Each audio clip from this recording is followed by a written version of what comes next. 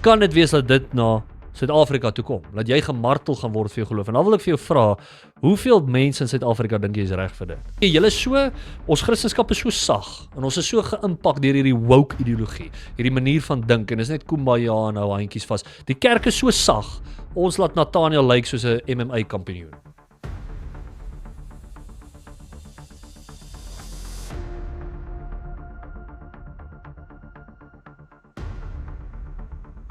We have yet another horrific massacre of Christians to report on from Nigeria. Well, the founder of Building Zion, Alex Barbier, joins us now. My friend, what can you tell us?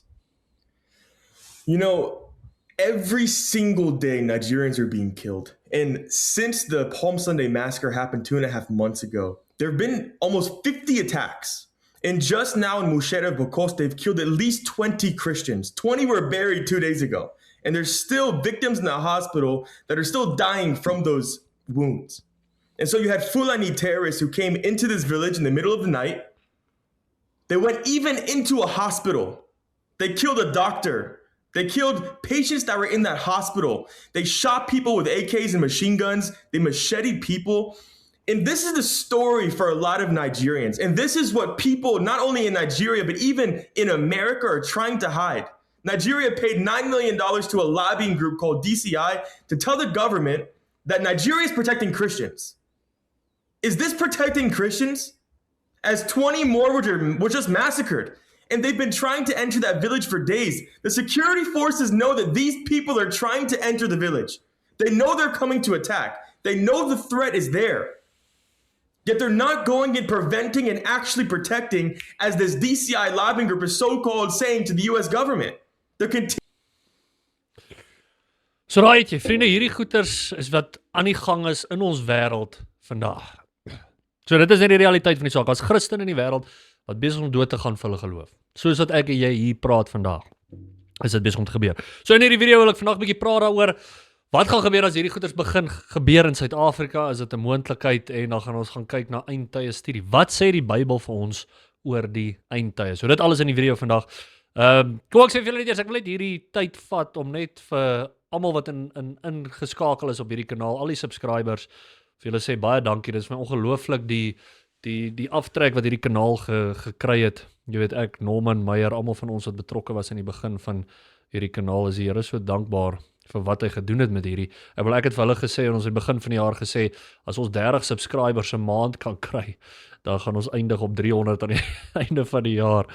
En ja, dis net ongelooflik. En ek dink dis net absoluut die Heilige Gees wat mense trek na hierdie kanaal. Dis iets van 'n algoritme of iets wat jou getrek het, hierna die Heilige Gees.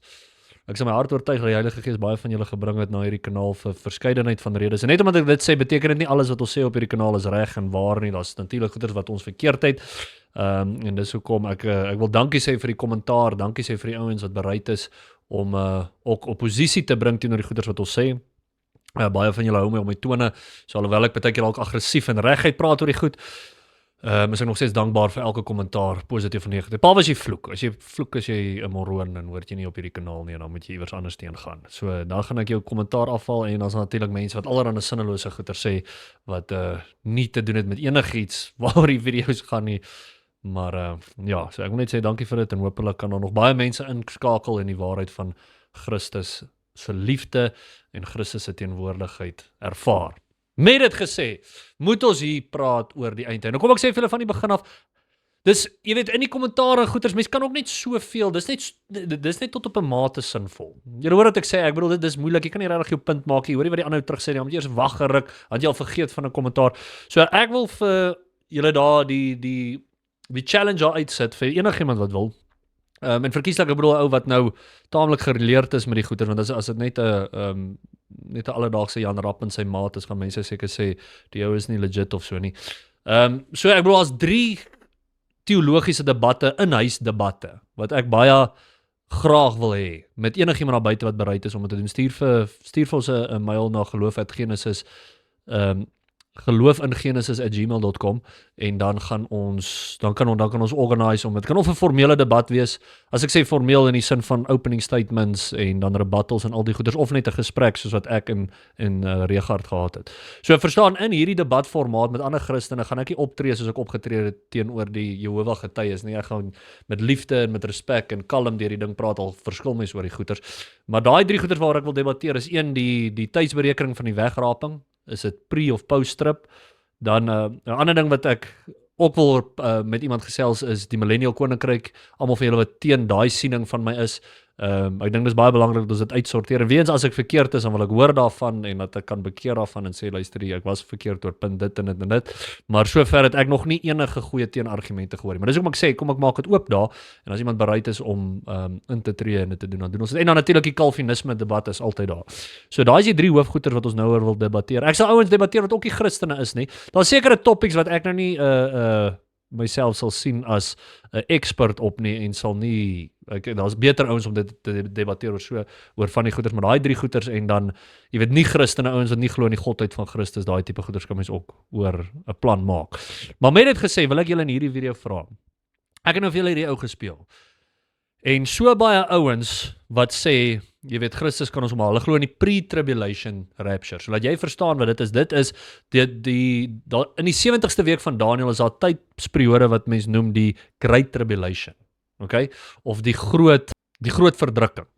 Nou die vraag in Christendom en mense wat eindtye studies bestudeer is die vraag, word die kerk weggevat, weggeneem, weggeraap, geharpatso voor hierdie verdrukking of na hierdie verdrukking? Dis natuurlik 'n belangrike vraag, want of Christene moet hulle self voorberei vir 'n tyd van verdrukking wat voorlê, of ons word weggeneem voor dit.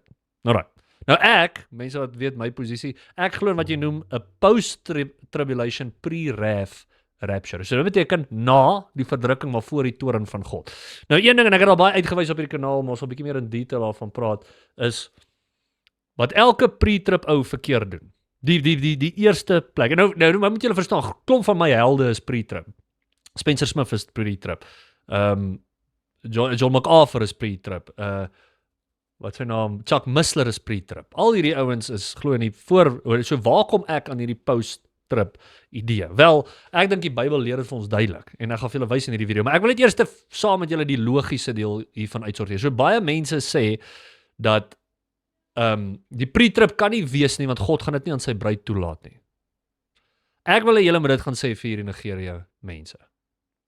Ek wil hê, hoe dink jy voel daai ou? Sien jy, ons lees ons moderne eerste wêrelds, jy weet, gemaklike kumbaya, bly in Suid-Afrika mentaliteit in die Bybel in. En sê die bruid kan mos nou nie houe vat nie. Verstaan, die bruid kan nie iets sleg oorkom nie. Wel, wat sê jy van die ouens? Dis 'n groot klap in daai Nigeria mense se gesigte. Verstaan jy dit? Hulle dood gegaan, gemartel geword vir hulle geloof. Hulle is net Christen en word doodgemaak. En jy sê basies hulle is nie deel van die bruid nie. Want God gaan dit nie aan sy bruid doen nie. Daar gebeur dit. Nou, hoekom julle dit misverstaan? Is daar 'n verskil tussen verdrukking en tussen verdrukking en toorn. Die Bybel sê vir ons duidelik in die Bybel dat in this world you will have tribulation. As jy kyk na Johannes 10 vers 33. Jy sal verdrukking hê. Die Griekse woord daar is flipsis. Verdrukking, die beste manier is om ingepers te word. Nou wat jy moet verstaan is, daai verdrukking praat van wat die wêreld aan ons doen. Julle almal kan getuig van verdrukking in julle lewe. Iewers het julle al deur 'n moeilike ding gegaan. En as jy regtig 'n goeie Christen is, sou jy verdrukking geervaar het net omdat jy 'n Christen is, soos hierdie Nigeria mense. Maar verstaan dat dit gebeur. En ek dink enigiemand stry daaroor nie. Die ding wat julle doen, wat die pre-trib ouens doen, elke liewe een, Raymond Lombard en almal. En julle ouens wat soos teen my goeters gaan en sê, jy weet jy's verkeerd want Raymond Lombard sê so. Dis 'n appeal to authority. Net omdat Raymond Lombard dit al doen vir 30, 40 jaar beteken nie hy's reg nie.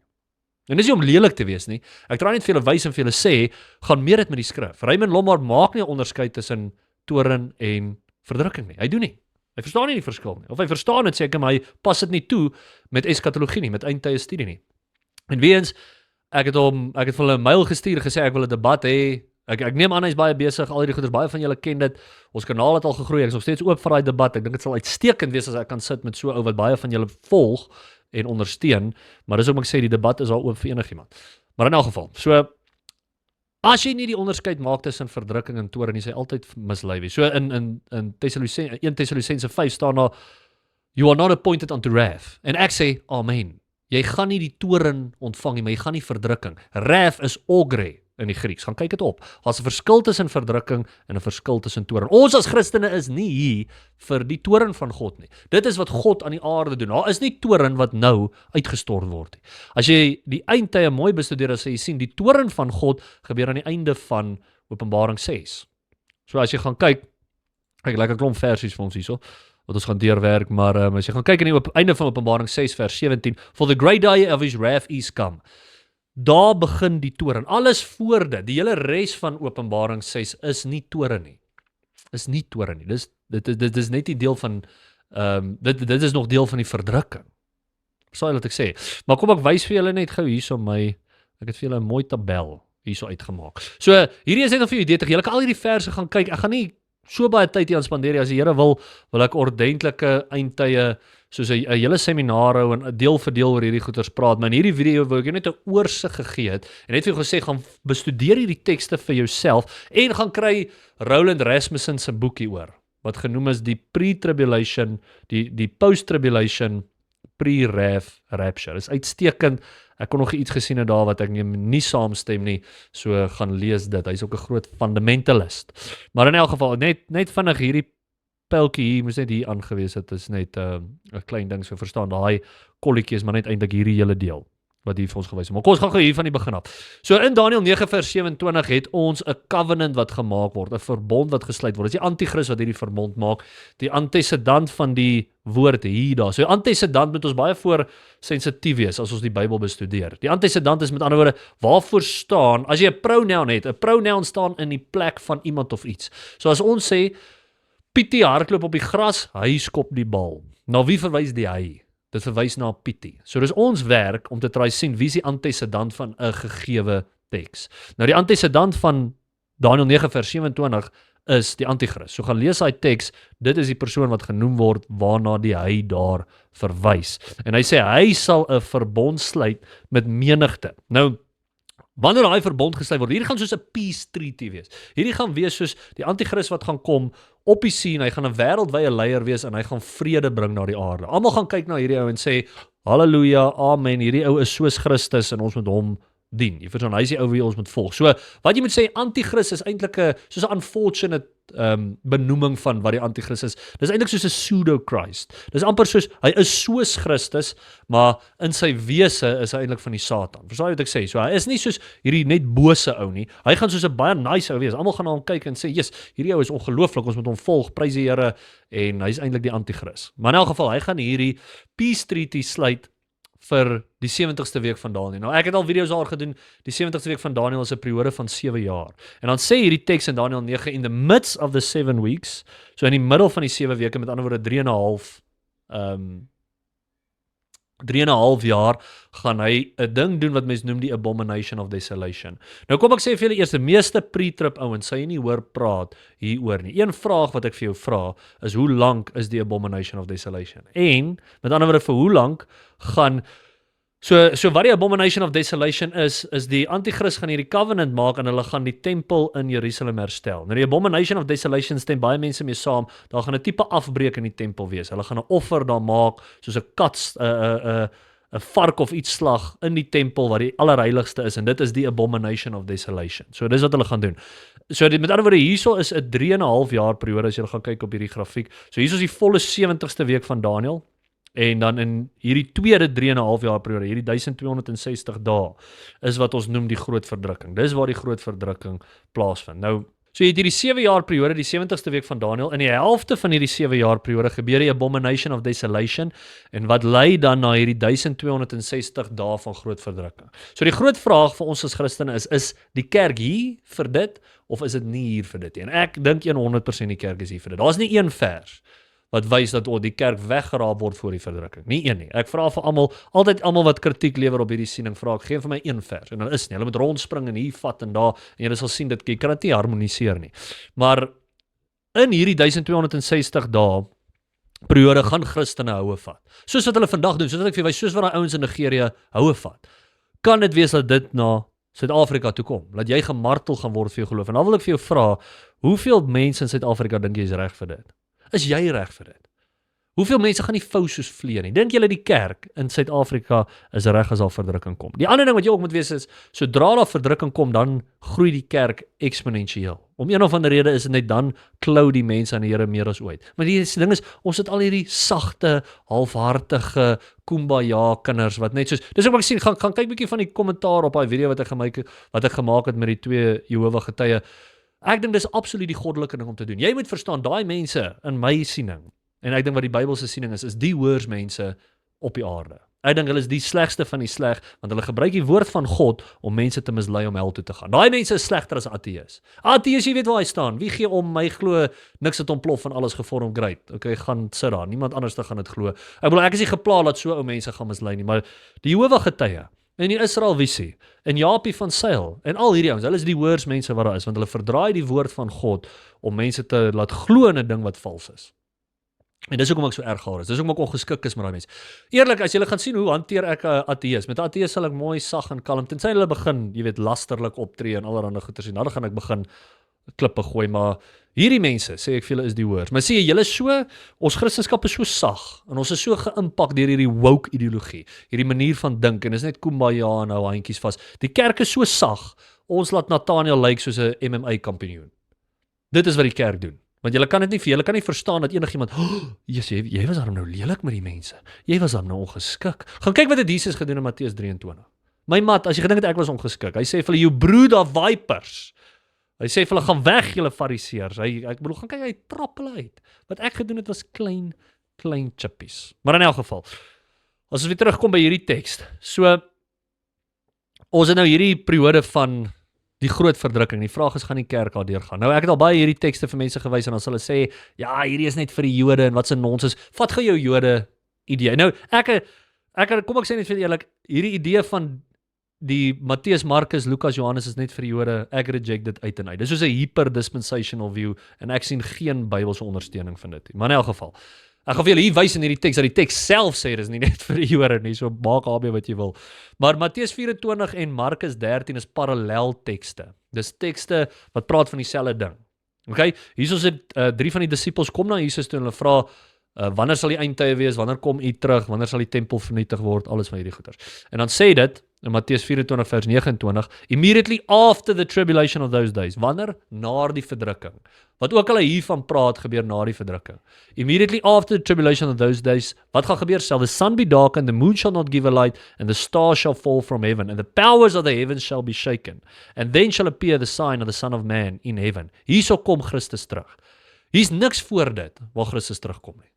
Niks nie. Soos niks in hierdie teks, niks anders nie. Daar's 'n keer wat Christus gaan terugkom uit die hemel. Die Bybel sê, he left in a cloud, he's coming back in a cloud. As jy 1 Tessalonisense 4 gaan lees, dan sê dat hy kom terug in die wolke en hier is dit. Vergelyk hierdie met 1 Tessalonisense 4, dan sê jy sien, is presies dieselfde ding. And then shall all the tribes of the earth mourn, and they shall see the Son of Man coming in the clouds. Hierso, in the clouds. Hierso het ek, waar is 1 Tessalonisense 4? Hierso. Nee, het ek dit nie hier nie. Ja, hierso. So hierso is 1 Tessalonisense 4, die classic wegraping vers, wat sê, for the Lord himself shall descend from heaven with a shout, with the voice of the archangel, with the trump of God, and the dead in Christ shall rise first. Then we, which are alive and remain, shall be caught up together with them in the clouds. Waar? In the clouds. Sien, daar's in the clouds. Waar is ons hier in Matteus 24? In the clouds. Coming in the clouds. Dit is dieselfde ding. Altyd daai tekste praat van Christus wat afkom in die wolke en ons wat na hom toe gaan. Ek weet nie hoe kom jy om dit. En wanneer is dit? Immediately after the tribulation of those days. Maar hang vas, wat gebeur dan? And he shall send his angel with a great sound of a trumpet, and they shall gather together his elect from the four winds, from one end of heaven to the other. They will gather together his elect. Waartoe? In die clouds. Ons is nog op die aarde, dan word ons opgeneem in die wolke na Christus. Jy kry dit nie meer duidelik as dit. Maar weet van julle gaan sê, ja man, as jy gaan kyk na Markus 13, die parallel teks. But in those days, wanneer after the tribulation, oepsie, nog steeds, en weens die tribulation is flipsis. The sun shall be dark and the moon shall not give a light and the stars of heaven shall fall and the powers that are in heaven shall be shaken. And then shall they see the Son of Man coming in clouds with great power and glory. Ek was wat ek gehoorlik. Los ons stryery en dink wat 'n ongelooflike aanskouing moet dit nie wees nie. Jy het jou hele lewe vasgebyt in die ding en jy het vasgehou in Christus en jy het gewerk en is oordeel en is verdrukking en alles is moeilik en veral as ons deur die groot verdrukking gaan en daar sien jy ons het vasgebyt vir die moeilike vir die regte redes. Dit was die moeite werd want hier kom Christus in die wolke. Daar is hy en ons gaan nou na hom toe gaan. Halleluja. And then shall he send his angels and shall gather together his elect from the four winds, from the uttermost part of earth to the uttermost part of heaven. Waar? Van die aarde na die hemel. Kry jy meer duidelik as dit? Nee, hierdie is net die Jode. Wat se ding is dit? Waar in die Bybel praat dit van net die Jode wat ook 'n wegraping het? Waar die Jode van die aarde gaan na die hemel. Is dit wie die elect is? Julle ouens wat dit sien julle die elect as net die Jode? Die elect is almal wie wedergebore is in Christus. Dis wie die elect is. Almal wat glo in Christus is elect. Ek weet nie waar kom julle aan hulle net die Jode is nie, maar kom ons laat die teks vir homself praat. Wat gebeur aan die einde van Markus 13? Kyk hierso. Hier is die teks wat ons nou gelees het. Aan die einde hiervan dan sê, and what I say unto you, I say unto all. Watch. Oepsie. And what I say unto you, I say unto the Jews.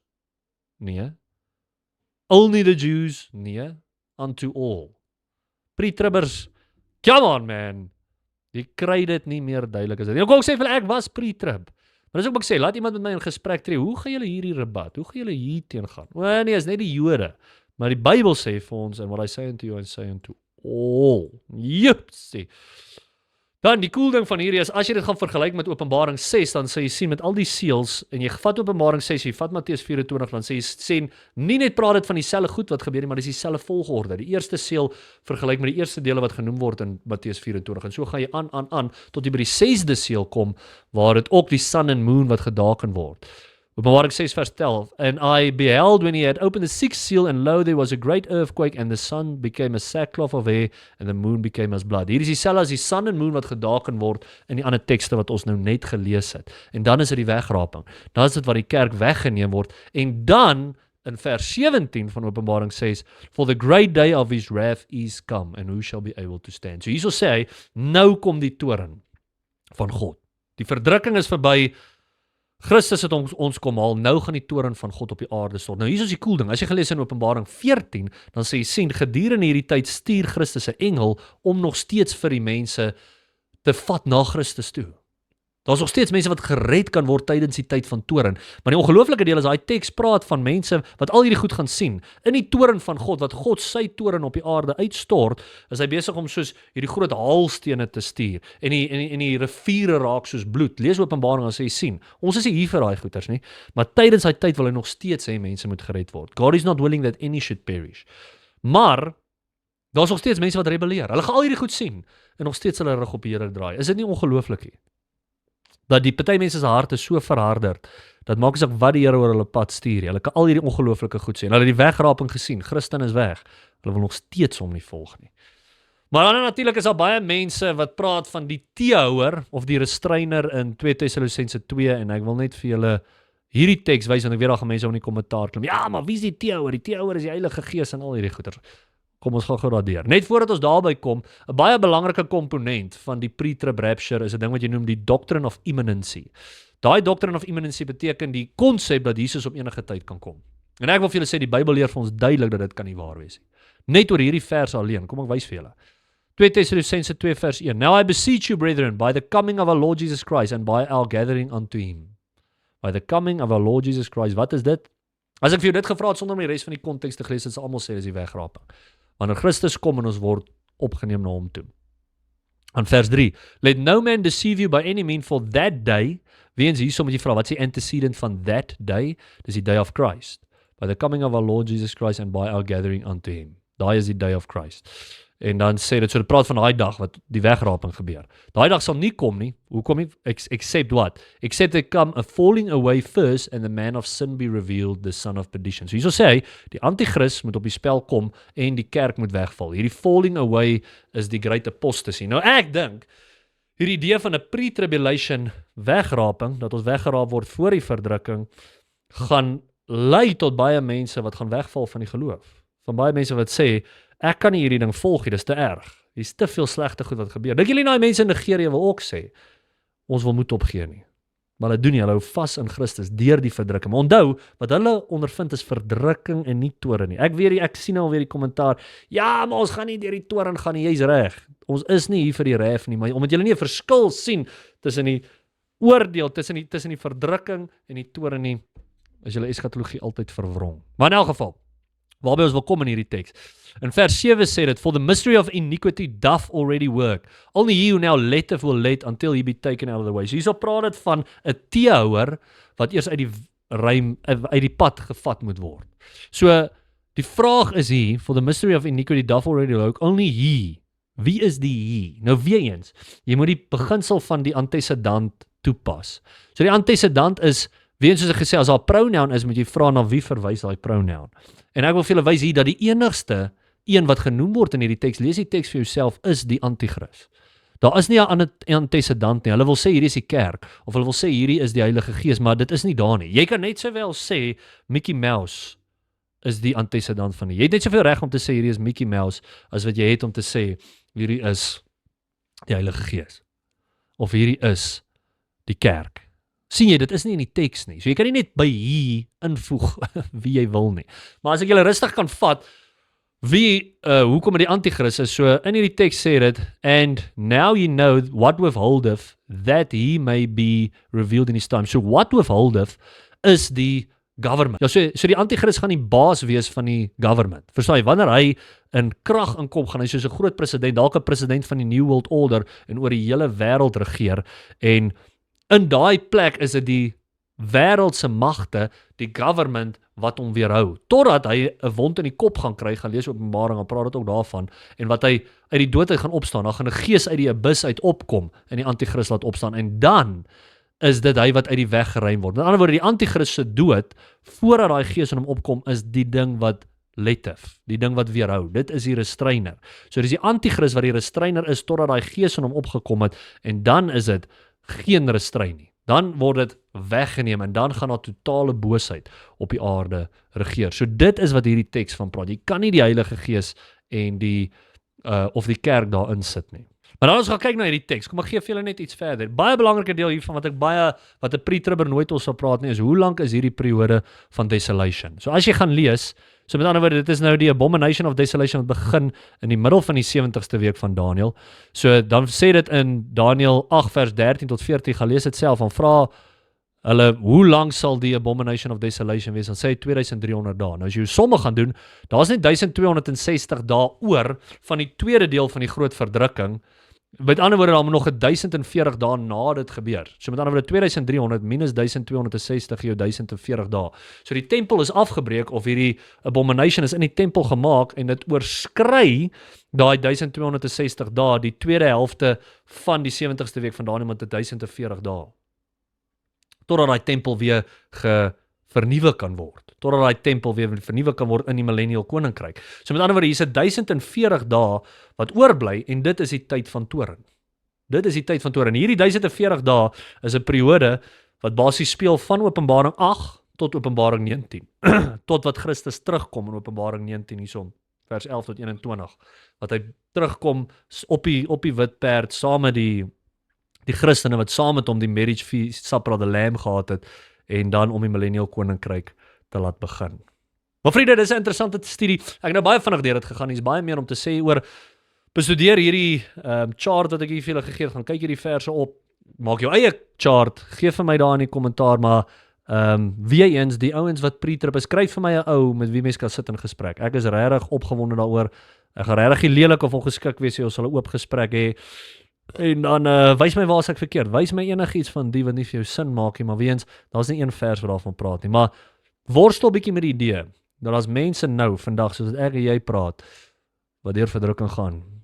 Dis eintlik 'n groot manier arrogant van ons om te dink, maar hoekom gaan dit nie na ons toe kom nie? Wat maak jy en my en jou so spesiaal in Suid-Afrika dat die verdrukking nie na ons toe gaan kom nie? Worstel bietjie daarmee. Ek sien julle in die kommentaar, en gaan lees bietjie jou Bybel. Los dit vir YouTube uit.